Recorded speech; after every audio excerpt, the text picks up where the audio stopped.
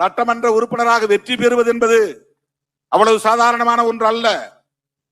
தேர்தலில் சீட்டு கிடைப்பதே கஷ்டம். சீட்டு கிடைத்தாலும் கூட்டணியில் கிடைப்பது கஷ்டம். கூட்டணியில் கிடைத்தாலும் போட்டியிடுவது என்பது பெரிய போராட்டம். போட்டியிட்டாலும் வெற்றி பெறுவது என்பது அவ்வளவு இலகுவானது அல்ல. ஆனால் நான் மங்களூர் தொகுதியில் வெற்றி பெற்று 2.25 ஆண்டிலேயே அந்த பதவியை ராஜினாமா செய்துவிட்டு வெளியே வந்தேன். அப்படி என்றால் எனக்கு பதவியில் ஆசை இல்லை என்பதை உறுதிப்படுத்துகிற ஒரு நிகழ்வு தானே இது. 2004 நடந்தது. இன்னைக்கு இல்ல, 22 வருஷத்துக்கு முன்பு, 22 ஆண்டுகளுக்கு முன்பு. ஆனால் இவர் பதவி ஆசை பிடித்து செய்கிறார். சோஃபா வந்து இறங்கியதும் போட்டி கொடுக்கிறார். பணம் கொடுக்கிறவன் அதுக்கு வேற வழியே தெரியாது அவனுக்கு, அப்படியே கொடுக்கணும்னு நினைக்கிறவன். அது நீ சொல்ற மாதிரி 100கணக்கான கோடினா எப்படி சோஃபால கொடுத்து அனுப்ப முடியும்? அவங்க அரசியல் செய்யறாங்களாம், நம்மளை டேமேஜ் பண்றாங்களாம், நம்மளை காயப்படுத்துறாங்களாம், நம்முடைய தலைமையை பலவீனப்படுத்துறாங்களாம். என்னை பற்றி எனக்கு தெரியும்.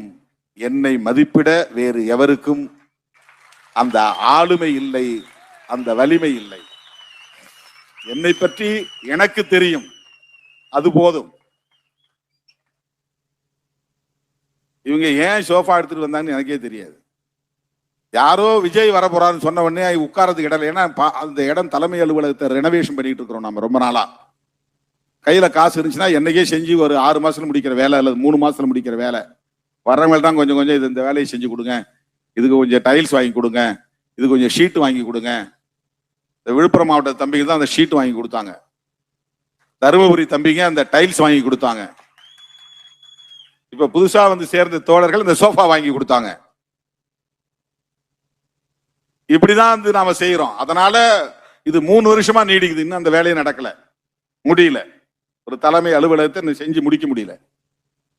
உடனே சோஃபா வந்து இறங்கிருச்சு. அதுக்கப்புறம் திருமாவளவன் வந்தார். அது ஒருத்தன் சொல்ற குற்றச்சாட்டு. இன்னொருத்த வந்து இல்ல அவர் வந்து துணை முதலமைச்சருக்கு அங்க பார்கெயின் பண்ணிக்கிட்டு இருந்தாரு, அது வந்து முடியாது.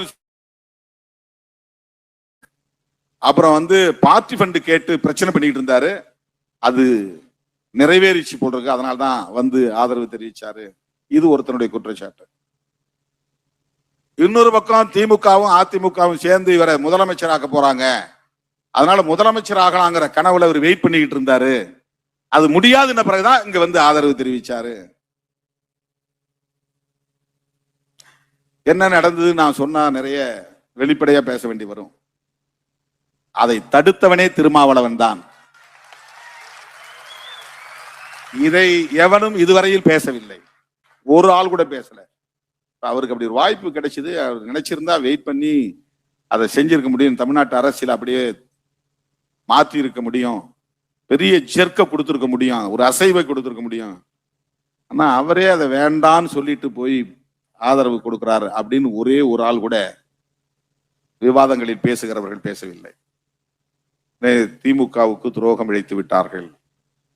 யார் துரோகம் இழைத்தது? யார் துரோகம் இழைத்தது? திருமாவளவனா? மனசாட்சி உள்ள ஒவ்வொருவருக்கும் தெரியும் திருமாவளவன் நட்பில் எவ்வளவு தூய்மையாக இருக்கக்கூடியவன் என்பது.